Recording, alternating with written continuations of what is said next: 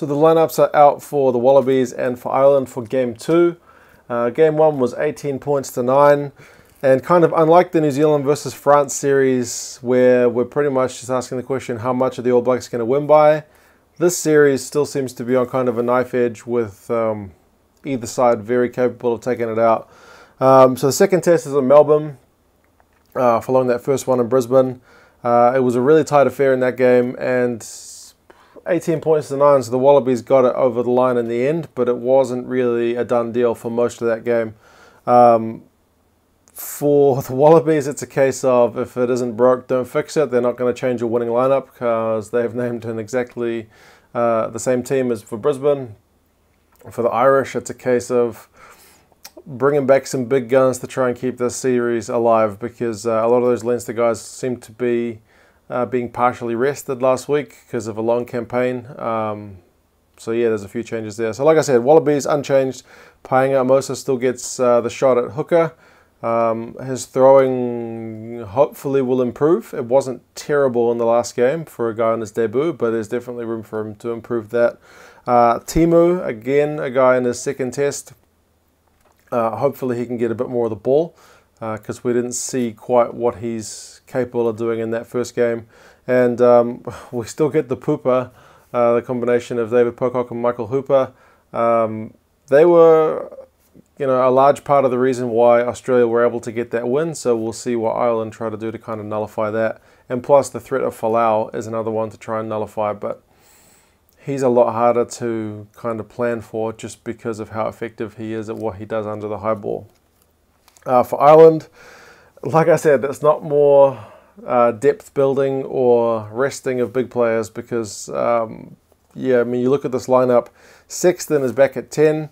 Joey Carberry is back on the bench. He didn't really do anything wrong last week, but obviously Joe Schmidt just wants to, you know, do everything he can to keep this series alive. Earls and Conway are on the wings, so there's no Stockdale, which is disappointing because, you know, last week he wasn't really able to get into the game like we know he can. Healy and Furlong are the two props, so we'll see how much influence they can have on the game when they're starting.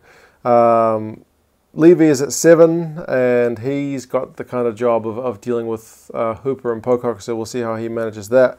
Ringrose is in at 13 for Arkey, so Henshaw moves into 12. Scannell is in for Herring at the hooker jersey, so yeah, we'll just see how. It's a lot of changes. I'll put the full lineups in the description for both sides because you guys can have a look. And but yeah, there's much in the way of changes there, and as fans, you kind of want to see. I mean, we've obviously got our eyes on the World Cup. You want to see these guys, these teams building for that, you know, for that kind of showpiece event. But coaches, I guess, don't have that kind of luxury of blooding young guys and losing. So you can blood the young guys, but you got to do it in a balanced way to still try and win, because there's nothing like winning. And I guess that's what the Irish are doing here. Michael Checker's still got a few inexperienced guys in his squad. So yeah, he managed to get the win last week. We'll see whoever. I mean, I hope the series stays alive. Not that I want Australia to lose, but it just makes that third game so much more interesting if, you know, if it's all to kind of play for. It'd be interesting to see the kind of moves that Checker would make if he was the team or the coach on the back foot. Anyway, so yeah, can Australia keep on this winning run? The weather is supposed to be a factor on Saturday. It's supposed to be pretty wet in Melbourne. So we'll see if that kind of 6-2 split on the bench is going to benefit what Australia is doing. Plus Hooper and Pocock in the wet weather. If guys are not carrying the ball the way they should be, those guys could be able to kind of disrupt. For Ireland, like I said, it's about winning now. They were on such a good run. It's come to an end. You don't want to start building that habit of losing. So I guess, yeah, put out all the stops and see if they can get the win, see if they can keep the series alive. The bookies have got the Aussies by 1 point. So like I said, it pretty much doesn't get any different from that Kiwi-France game where the difference is predicted to be 28 points. This one's predicted to be a nail-biter.